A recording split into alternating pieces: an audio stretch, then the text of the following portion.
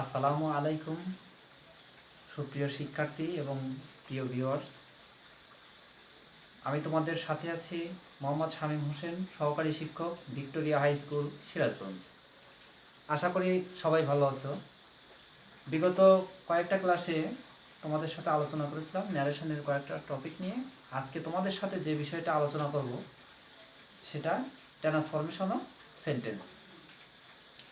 প্রিয় শিক্ষার্থী, এই ট্রান্সফরমেশন অফ সেন্টেন্স এটা অবশ্যই আমাদের অর্থাৎ পড়ার আগে আমাদের একটা বিষয় জানতে হবে, সেটা হলো যে ট্রান্সফরমেশন অফ সেন্টেন্স কি। ট্রান্সফরমেশন অফ সেন্টেন্স অর্থাৎ সেন্টেন্স পরিবর্তন হবে শুধু গঠনের, কিন্তু মানের কোনো পরিবর্তন হবে না। আর যেটা মানের পরিবর্তন হবে সেটাকে বলা হয় কনভারসেশন অফ সেন্টেন্স। তা আমরা যেটা নিয়ে আলোচনা করব শুধু গঠনের পরিবর্তন হবে, কিন্তু সেন্টেন্সের অর্থের কোনো পরিবর্তন হবে না। প্রিয় শিক্ষার্থী, আমাদের প্রথমে জানা উচিত সেন্টেন্স কাকে বলে, কত প্রকার, কি কি, এটা আমাদের জানতে হবে। আর ক্লাসিফিকেশন অফ সেন্টেন্স, এখন এখানে আমরা যে বিষয়টা প্রথমে আমাদের জানা দরকার, সেন্টেন্স।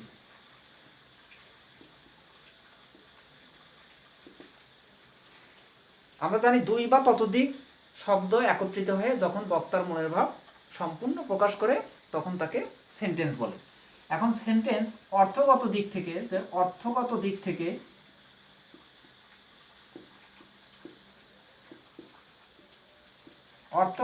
থেকে সেন্টেন্স পাঁচ প্রকার।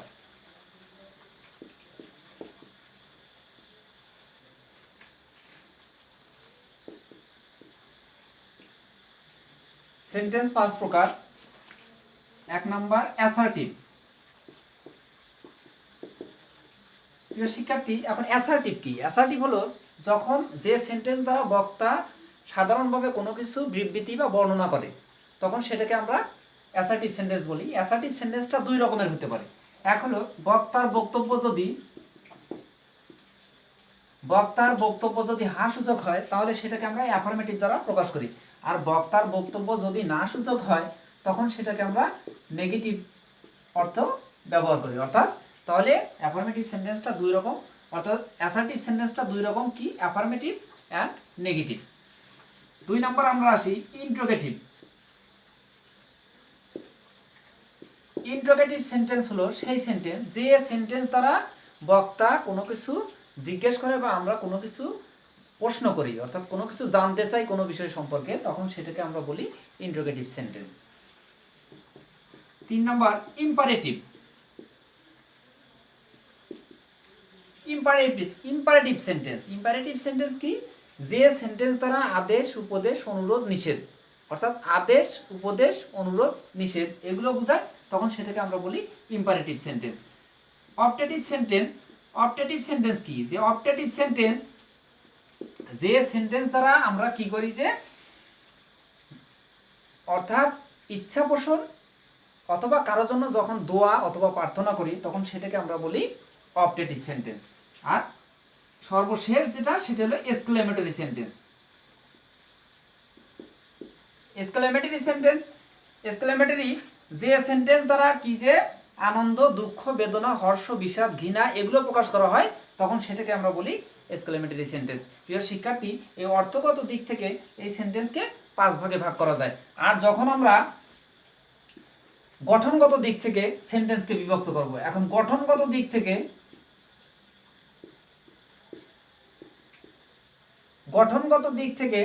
সেন্টেন্স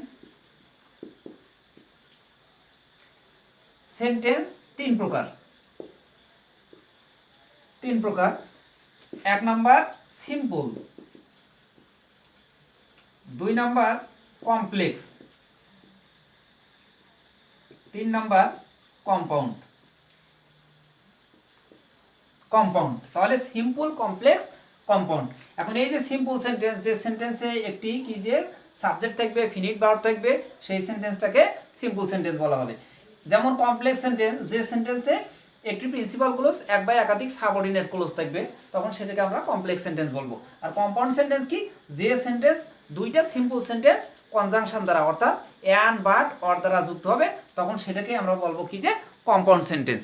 প্রিয় শিক্ষার্থী, এখন আমরা তোমাদের সাথে আলোচনা করব এই অর্থগত সেন্টেন্স, অর্থাৎ অর্থের দিক থেকে যে 5 প্রকারের সেন্টেন্স, এইটার হলো একটা টপিক, সেটা হলো যে অ্যাসার্টিভের যে অর্থাৎ দুইটা রূপ আছে, অ্যাফার্মেটিভ, নেগেটিভ। আমরা এই অ্যাফার্মেটিভ নেগেটিভ নিয়ে এখন, তাহলে এখানে অ্যাফার্মেটিভ টু নেগেটিভ করার সময় অর্থাৎ যে এক নম্বর রুলস হলো অনলি যুক্ত অ্যাফার্মেটিভ সেন্টেন্স হলে সেই ক্ষেত্রে নেগেটিভ করার সময় 3টে নিয়ম পাবো আমরা।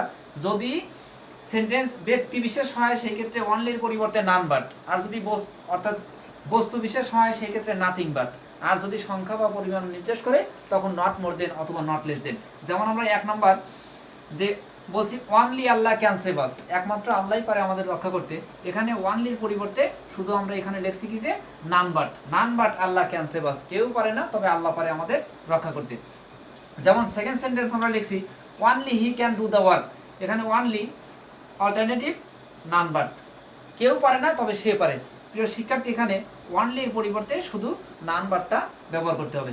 যেমন এ সিল্ড লাইকস অনলি সুইট, এখানে অনলির পরিবর্তে অর্থাৎ কি পছন্দ করে, শুধুমাত্র মিষ্টি, এই সুইটের অর্থাৎ পূর্বে অনলির পরিবর্তে নাথিং বাট। এখানে হি ইজ অনলি 50, এই যে অর্থাৎ 50 বয়স কত 50, এখানে সংখ্যা উল্লেখ করার কারণে অনলির পরিবর্তে এখানে আমরা ব্যবহার করছি কি যে নট লেস দেন, অর্থাৎ he is not less than 50। প্রিয় শিক্ষার্থী, যদি অ্যাফার্মেটিভ সেন্টেন্সে মাস্ট দেওয়া থাকে, মাস্টের ক্ষেত্রে সেই ক্ষেত্রে আমরা যখন মাস্ট পাবো, মাস্ট যুক্ত সেন্টেন্সকে নেগেটিভ করার সময় মাস্টের পরিবর্তে ক্যান নট বাট অথবা ক্যান নট হেল্প দিয়ে আমরা পরিবর্তন করতে পারি। যদি আমরা ক্যান নট বাট দিয়ে পরিবর্তন করি তাহলে পরবর্তীতে যে ভার্বটা থাকবে এই ভার্বটা অপরিবর্তিত থাকবে। আর যদি আমরা ক্যান নট হেল্প দিয়ে পরিবর্তন করি তাহলে এখানে যে পরবর্তী হেল্পের পরে যে ভার্বটা আসবে এই ভার্বটার সাথে আইএনজি যুক্ত করতে হবে। যেমন এখানে ছিল we must Abhi our parents, we can not but Abhi our parents. যেমন আমরা ক্যান নট হেল্প দিয়ে যদি পরিবর্তন করি তাহলে we can not help Abhi our parents. প্রিয় শিক্ষার্থী, যদি বোর্ড অথবা অ্যান্ড দ্বারা যুক্ত সেন্টেন্স হয়, বোর্ড অ্যান্ড, এটি দ্বারা যদি অ্যাফার্মেটিভ সেন্টেন্স থাকে সেই ক্ষেত্রে নেগেটিভ করার সময় এই বোর্ডের পরিবর্তে নট অনলি, অ্যান্ডের পরিবর্তে বাট অলসো দিয়ে পরিবর্তন করতে হয়। যেমন both Rahim and Karim are good friends, এখানে not only Rahim but also Karim are good friends. যদি সেন্টেন্স এভরি যুক্ত হয়, অর্থাৎ every, everyone, every man, every mother, অর্থাৎ এভরি যুক্ত, যেটাকে আমরা বলি কি যে ইনডিফিনিট প্রোনাউন, ইনডিফিনিট প্রোনাউন যুক্ত সেন্টেন্স যদি হয় সেই ক্ষেত্রে আমরা এই ইনডিফিনিট প্রোনাউনের পরিবর্তে এখানে দেয়ার ইজ নো লিখবো। এখন এই এভরির সাথে যদি মাদার থাকে তখন এই নোর সাথে আমরা মাদার যুক্ত করব। এখানে যদি বডি থাকে যেমন এভরি বডি, তখন এখানে আমরা লিখতে পারি নো বডি। যদি এখানে থাকে এভরি ম্যান, এখানে নো ম্যান। আমরা অর্থাৎ এখানে যে ইনডিফিনিট প্রোনাউনটা দেওয়া থাকবে আমরা সেই প্রোনাউনটার পরিবর্তে এখানে কি লিখবো যে there is no. There is নোর পরে অর্থাৎ এভরির পরে যে অংশটা থাকবে সেই অংশটা নোর সাথে আমরা যুক্ত করব। যেমন এখানে every mother loves her child, আমরা কি করছি দেয়ার ইজ নো মাদার, এমন কোনো মানে মাঝখানে একটা conjunction but loves her child. প্রিয় শিক্ষার্থী, যদি আমরা বাট দিয়ে ব্যবহার করি তাহলে এখানে লাভের সাথে অর্থাৎ ভার্বের সাথে যে এস বা ইএস যুক্ত আছে এই এস বা ইএস বাদ দেওয়ার বা লেস করার কোনো প্রয়োজন নেই। কিন্তু যদি আমরা এখানে অর্থাৎ there is no mother who does not, এই হু ডাজ নট দিয়ে যদি আমরা পরিবর্তন করি তাহলে অবশ্যই এখানে ভার্বের সাথে যে এস বা ইএস দেওয়া আছে অবশ্যই সেটাকে বাদ দিতে হবে। যদি সেন্টেন্স অ্যাজ সুন অ্যাজ যুক্ত সেন্টেন্স হয় সেই ক্ষেত্রে অ্যাজ সুন অ্যাজ যুক্ত সেন্টেন্স আমরা 3টে নিয়মে পরিবর্তন করতে পারি। অ্যাজ সুন অ্যাজ এর পরিবর্তে আমরা নো সোনার হ্যাড দিয়ে পরিবর্তন করতে পারি, অথবা হার্ডলি হ্যাড দিয়ে পরিবর্তন করতে পারি, স্কার্টসলি হ্যাড দিয়েও পরিবর্তন করতে পারি। যেমন প্রিয় শিক্ষার্থী, অ্যাজ সুন অ্যাজ দিয়ে যদি আমরা পরিবর্তন করি যে অর্থাৎ as soon as I saw him he left the place, অর্থাৎ এখানে একটা কমা দেওয়া আছে, এই অ্যাজ সুন অ্যাজ এর পরিবর্তে এখানে নো সোনার হ্যাড, তারপরে আই, এখানে আমরা সিন লিখছি এই জন্য যে হ্যাড হলো পারফেক্ট টেন্স। আমরা জানি সকল পারফেক্ট টেন্সে মূল ভার্বের পাস্ট পার্টিসিপল ফর্ম হয়, সেই ক্ষেত্রে আমরা এখানে ছিল স, এখানে লিখছিল সিন, অর্থাৎ no sooner had I seen him, এখানে কমার পরিবর্তে আমরা লিখবো হলো দেন। যদি নো সোনার হ্যাড দিয়ে পরিবর্তন করি তাহলে এখানে লিখবো আমরা দেন, যে দেন হি লেফট দ্য প্লেস। প্রিয় শিক্ষার্থী, একই জিনিস আমরা এভাবে পরিবর্তন করতে পারি, যেমন hardly had I seen him when, অর্থাৎ এই কমার পরিবর্তে তখন এখানে হোয়েন, যেখানে আমরা হার্ডলি হ্যাড ব্যবহার করব তখন এখানে আমরা হোয়েন ব্যবহার করব। পরের অংশটা যেমন আছে ঠিক তেমনই অপরিবর্তিত, অর্থাৎ আনচেঞ্জ থাকবে, যে he left the place. Scarcely had I seen him before অথবা হোয়েন, দুইটার যে কোনো একটা ব্যবহার করা যেতে পারে, যে হি লেফট দ্য প্লেস। প্রিয় শিক্ষার্থী, যদি অলওয়েজ যুক্ত সেন্টেন্স হয়, অর্থাৎ যদি সেন্টেন্সে অলওয়েজ কথাটা উল্লেখ থাকে, সেই ক্ষেত্রে নেভার দিয়ে পরিবর্তন করতে হয়। আর অলওয়েজের অর্থাৎ নেভার দিয়ে যখন আমরা পরিবর্তন করব, নেভারের পরে সবসময় বিপরীত শব্দ দিয়ে পরিবর্তন করতে হয়। যেমন অলওয়েজ স্পিক দ্য ট্রুথ, সদা সর্বদা সত্য কথা বলো, এখানে নেভার টেল এ লি, কখনো মিথ্যা কথা বলো না। যেমন যদি সেন্টেন্সে মেনি শব্দটা দেওয়া থাকে, সেই ক্ষেত্রে অ্যাফার্মেটিভ টু নেগেটিভ করার সময় অর্থাৎ নট এ ফিউ দিয়ে পরিবর্তন করতে হয়। যেমন এখানে there are many students in the class, এখানে there are not a few students in the class, অর্থাৎ মেনির পরিবর্তে শুধু আমরা এখানে কি ব্যবহার করব, নট এ ফিউ। যেমন health is wealth that move round the sun, অথবা যদি সেন্টেন্স অর্থাৎ চিরন্তন সত্যি ইউনিভার্সাল ট্রুথ যুক্ত সেন্টেন্স হয়, সেই ক্ষেত্রে এই সেন্টেন্সগুলোকে পরিবর্তন করার সময় অবশ্যই আমরা অ্যাফার্মেটিভ থেকে নেগেটিভ করার সময় ইন্টারোগেটিভ করব। যেমন health is wealth isn't health wealth. যদি সেন্টেন্স অর্থাৎ অ্যাফার্মেটিভ সেন্টেন্সে টু এবং টু অর্থাৎ ট্রু টু এটার অর্থ এত যে, যদি এই ধরনের শব্দ যুক্ত থাকে, সেই ক্ষেত্রে পরিবর্তন করার সময় এই প্রথমে টু এর জন্য সো এবং পরের টু এর জন্য দ্যাট শব্দটা ব্যবহার করতে হয়। আর যখন এই সো দ্যাট অথবা সো ডট ডট দ্যাট এই শব্দটা আসে, তখন এই দ্যাটের পরে অবশ্যই ফিউচার টেন্স হবে। আর ফিউচার টেন্স যখন আমরা ব্যবহার করব, প্রথমের অংশ যদি প্রেজেন্ট থাকে, পরের অংশ ফিউচার ইনডিফিনিট, আর যদি প্রথমের অংশ পাস্ট হয়, পরের অংশ ফিউচার ইন দ্য পাস্ট করতে হবে। অর্থাৎ এখানে আমরা প্রেজেন্ট টেন্স আছে, যার কারণে এখানে আমরা ক্যান ব্যবহার করছি। যদি এখানে পাস্ট টেন্স থাকতো, ওয়াজ থাকতো, তখন এখানে কিন্তু ক্যানের পরিবর্তে কুড হতো। তাহলে he is too weak to walk, এখানে আমরা ব্যবহার পরিবর্তনের সময় নেগেটিভ করার সময় he is so weak that he can not walk, অর্থাৎ সে এতই দুর্বল যে হাঁটতে পারে না। প্রিয় শিক্ষার্থী, আমাদের অবশ্যই মনে রাখতে হবে যে এই টু এবং টু এইটা যদি আমরা থাকে, সেই ক্ষেত্রে এই প্রথমে টু এর জন্য সো এবং পরের টু এর জন্য দ্যাট ব্যবহার করব। আর এই দ্যাটের পরে যে অংশটা আসবে, এই যে ভার্ব আছে, এই ভার্ব দ্বারা সম্পূর্ণ একটা সেন্টেন্স তৈরি করতে হবে। প্রথমের যে সাবজেক্ট আছে, এই সাবজেক্টটা যাবে, তারপরে টেন্স অনুসারে ক্যান নট অথবা কুড নট। এরপরে যদি এখানে প্রথমের অংশ যদি পাস্ট থাকে, তাহলে ওখানে অবশ্যই ফিউচার ইন দ্য পাস্ট হবে এবং পরবর্তী যে ভার্বটা থাকবে সেই ভার্বটা যুক্ত করতে হবে। প্রিয় শিক্ষার্থী, যদি অ্যাডজেক্টিভ দ্বারা যুক্ত অ্যাফার্মেটিভ সেন্টেন্স হয়, সেই ক্ষেত্রে পরিবর্তন করার সময় বিপরীত শব্দ দিয়ে পরিবর্তন করতে হয়। যেমন এখানে he is an honest man, এখানে he is an honest man, এখানে একটা অ্যাডজেক্টিভ আছে অনেস্ট। তাহলে যখন আমরা নেগেটিভ করব, হি ইজ নট, এখানে অনেস্টের বিপরীত ডিসঅনেস্ট, অর্থাৎ এখানে আমরা ব্যবহার করছি বিপরীত শব্দ, যে he is not a dishonest man.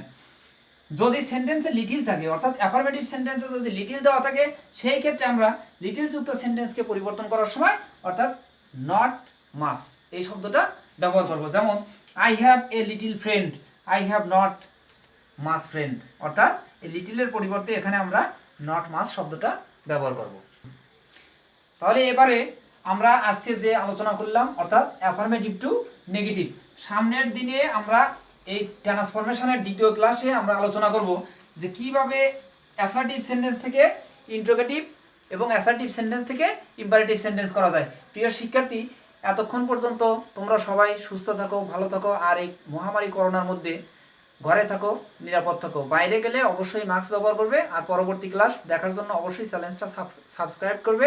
আর প্রিয় শিক্ষার্থী, তোমাদের বাড়ির কাজ, তোমরা অবশ্যই বাড়িতে এই প্রতিটা সেন্টেন্স অর্থাৎ অর্থগত দিক থেকে যে 5 প্রকারের sentence, assertive, interrogative, imperative, optative, exclamatory, এই 5টা সেন্টেন্সের গঠনটা অবশ্যই ভালো করে দেখবে। আর যারা এখনও চ্যানেলটা সাবস্ক্রাইব করো নাই, অবশ্যই চ্যানেলটা সাবস্ক্রাইব করবে। সবাইকে ধন্যবাদ।